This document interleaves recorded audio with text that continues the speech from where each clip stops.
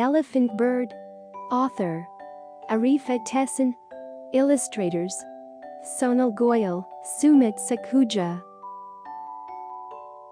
Munia knew that the giant one-feathered elephant bird had not swallowed the horse.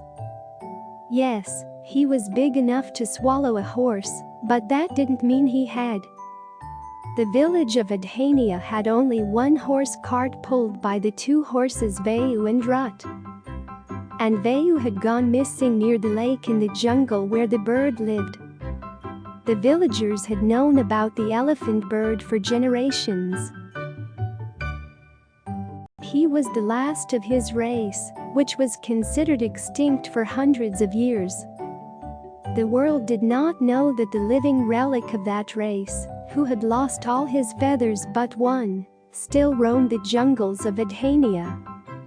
The bird and the villagers kept a safe distance from each other. But not Munia. Although she walked with a limp, she was brave of heart. She often slipped into the jungle to watch the elephant bird. The elephant bird came near the lake in the daytime to bask in the sun or play in the lake alone splashing water. Sometimes he sat half submerged in water. At other times there was no trace of him. Perhaps he just rested in some corner of the dense jungle. He stood as tall as a tree. He had a long strong neck, huge legs with claws and a heavy spear-like head.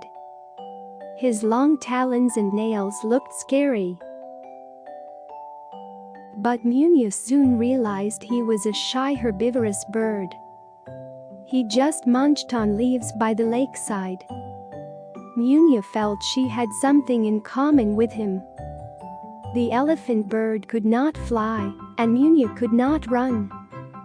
Other village children mocked her limp and did not include her in their games. That was why she liked staying alone. Every morning Munia helped fetch 3 pitchers of water from the village well and collected wood so that Amma could light the stove. And then she would be out for a long time. Amma believed she went out to play with the kids. Little did she know that Munia went into the jungle to the lake where the elephant bird lived. One day, gathering courage, Munia stepped in the open near the lake. Without turning his head, the elephant bird rolled his eyes towards Munia and then closed them, uninterested by her advance. Getting no more attention than the flies buzzing over his head, Munia stomped her feet. Suddenly the elephant bird lifted one of his claws. Munia cried and fell headlong into the shallow waters of the lake. She came out drenched to see him shaking all over. He was laughing. "That's funny, huh?" she asked angrily and turned to leave. Before Munia had walked away from the clearing, something hit her feet. It was a fruit that the elephant bird had thrown at her. The elephant bird wanted to play. Hesitantly, Munia threw it at him. He trotted sideways and caught the fruit in his beak. Thus, Munia's friendship with the elephant bird had begun. And just when she had finally found a friend, Vayu had gone missing. And everyone's suspicion had turned towards the elephant bird. After searching for Vayu high and low, the villagers gathered under the old banyan tree. Everyone agreed that there could be no thief in Edenia. They all trusted one another. The milkman swore that he had seen Vayu gallop away towards the lake. There is no sign of Vayu anywhere. "It must be something in the jungle that got him," a villager addressed the headman. "Who else can it be but the giant one-feathered elephant bird? He must be destroyed," said the milkman. "For years he has been lying silent, hatching his evil plans." The crowd agreed. Munia watched the proceedings quietly. She wanted to speak, but was scared of being punished for speaking up.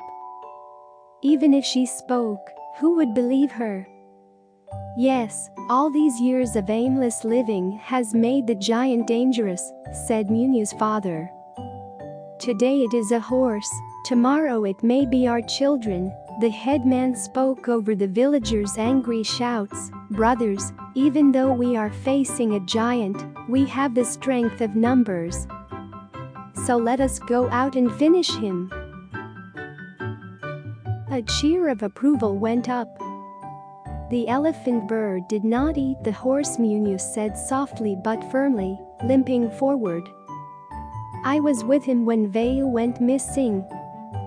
A heavy silence fell on the gathering. What does this mean? Roared the headman. That the elephant bird is my friend, and he has not done this. This girl has lost her mind, shouted someone from the back.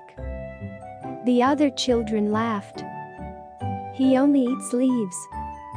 How can he eat Vayu? Munia shouted, not moving from her place. You can't even plait your hair and you are giving us advice? Munia's father fumed and came towards her. Go play with your friends. This elephant bird is the only friend I have, said Munia. Her father glared at her. But she didn't cry and stood there facing the villagers. Forget about the girl, we will get the elephant bird in the morning, said the headman, and the gathering dispersed. Munia had only one night to prove the elephant bird's innocence. Think, Munia, think. She whispered to herself. The milkman saw Vayu gallop away on the road that goes to the lake.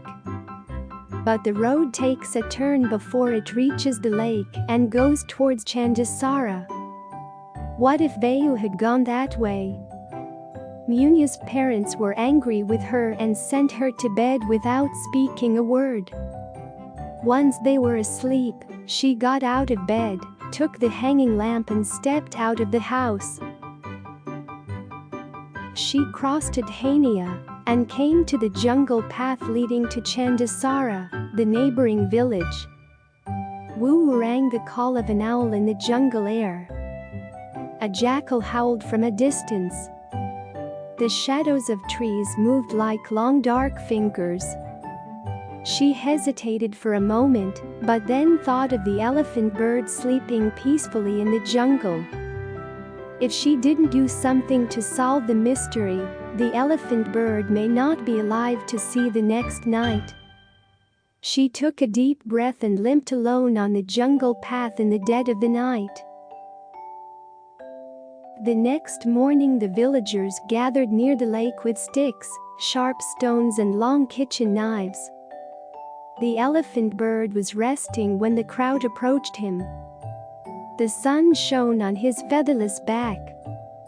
He got up slowly and stared at the crowd. Looking at his size, the villagers stopped at some distance. After a moment's hesitation, the headman cried, "Be ready." The mob roared, firming the grip on the weapons, ready to run down the giant one-feathered elephant bird. Stop! Munia's thin voice cut through the din. She limped between the mob and the giant. Munia! Come back at once! Her father ordered. Grab her! Cried someone else. Munia's father and another villager rushed towards her. The elephant bird advanced a couple of steps and they stopped. Okay, if this is how you want it, we'll tackle both of you together, yelled a man, holding a spear. What's going on? Someone shouted from behind the crowd. A slightly hunched man with a long beard came in holding a horse's reins. The headman asked with a surprised look, Sarthi, what are you doing here? And why is Vayu with you? Oh, as you know, I had sold Vayu to you some years back. Yesterday I was passing by your village early in the morning in my buggy pulled by Jabru and Gabru, Vayu's brothers. I don't know how Vayu got loose and followed us back to Chandasara. I couldn't recognize him and didn't know what to do with him until this morning when I saw this little girl going from hut to hut, asking about a lost horse. But what is going on? He asked again. The villagers did not answer Sarthi. They hung their heads in shame. Munia's father went to her, lifted her in his arms and took her back to the village. Since that day, no child laughed at Munia's limp. They all wanted to be friends with her. And they all wanted to be friends with the elephant bird. Munia's tale reached many villages, and the villagers in faraway hamlets whispered to each other. Munia knew that the giant one-feathered elephant bird had not swallowed the horse. This story is inspired by the real elephant bird, scientific name Apiornis maximus, the biggest bird that walked our planet. It inhabited the island of Madagascar. With more and more settlements on the island, and more forests ruined, the species became extinct around 1700 CE.